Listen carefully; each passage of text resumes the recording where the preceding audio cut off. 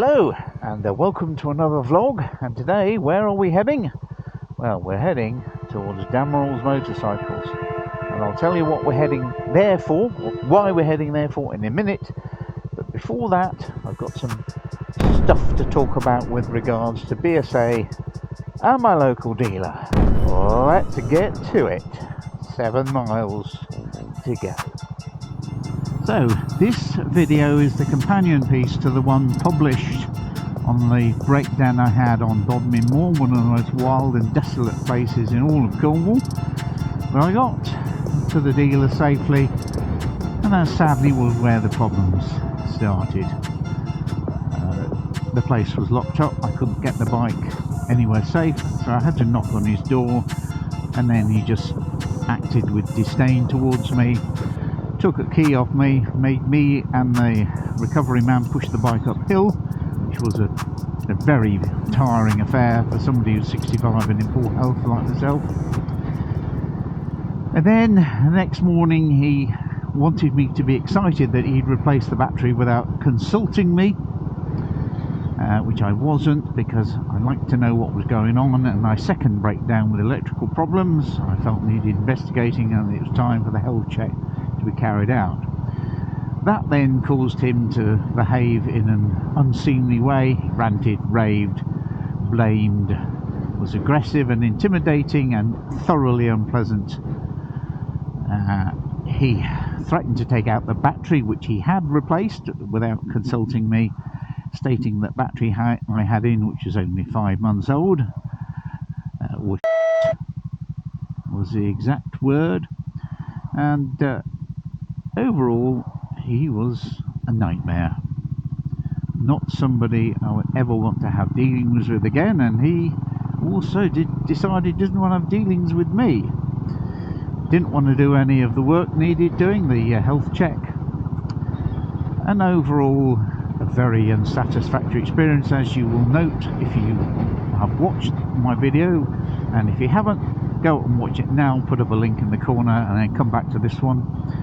So, the aftermath. We have a new battery that appears to be working. But why did it fail in the first place? The other one, which was, as I said, a brand new battery, should have failed in that time. I don't think that the explanation that the battery that's put is credible. I have heard from several people of similar stories, battery replacements.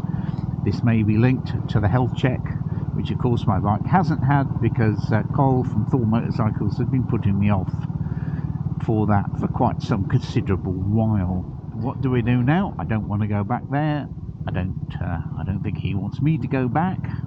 So, am I stuck? Well, no. Fortunately, I contact Bridge Motorcycles in Exeter, where the bike was originally sold from. They knew of it and have immediately booked me in for the health check. That's going to be a long affair, but it's a 70-mile ride each way, so it's an all-day thing, but I'll get the work done eventually, and that should restore some of my confidence in the bike, which is somewhat lacking presently due to the 2 breakdowns and the very poor D support to date. Now, generally speaking, I don't have any qualms about dealing with the distributor. I've had a long conversation by email with Luke Gregory, the MD, head honcho. My only down point is that I have not had a proper wholehearted apology for Colin's behaviour, which I think was unwarranted in any circumstances, no matter what. But in any customer-facing situation, you need to maintain your cool, you need to be polite.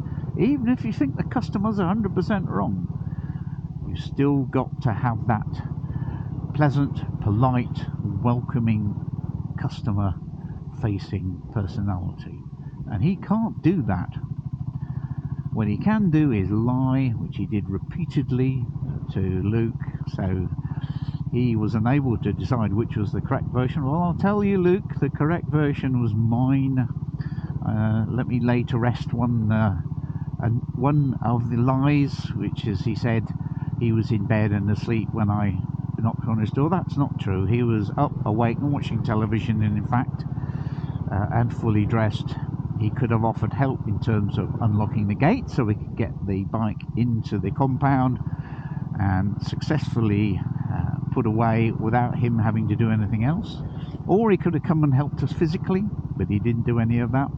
And then the next morning, as I said, he was very unpleasant. And then also unpleasant when I went to pick the bike up later in person.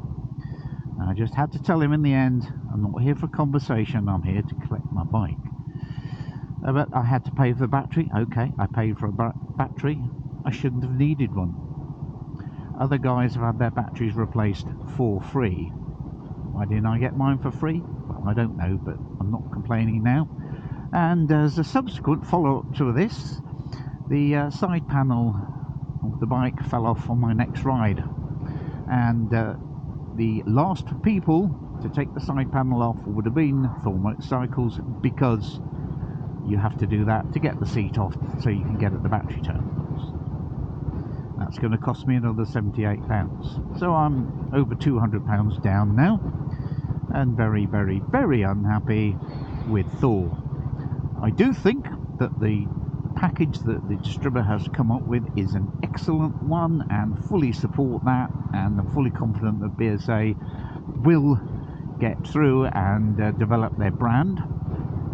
I think ultimately the reason why Luke Gregory on behalf of Lucas Distribution was unable to rescind Collins dealership is basically they can't, because otherwise they have no dealer in this corner of Britain, right at the far southwest. So basically, Thor Motorcycles and Colin, if you're watching this, and I know you watch some of my videos, essentially you're just a pin on the map. That's all you are.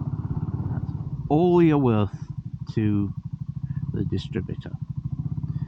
You just give them some kind of credence.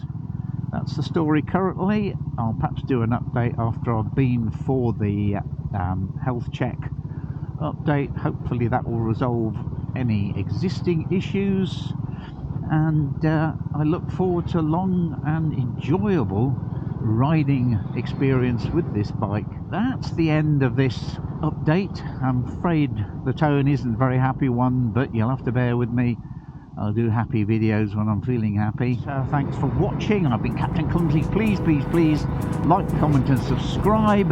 Makes all the difference to my channel, which is growing fast at the moment. I'll just a quick teaser on what I'm going towards Damwells for, my local multi-franchise dealer, Royal Enfield dealer in particular.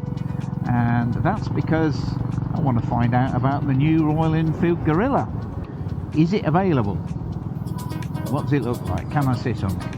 And that's the subject for another vlog, and I'll talk to you then.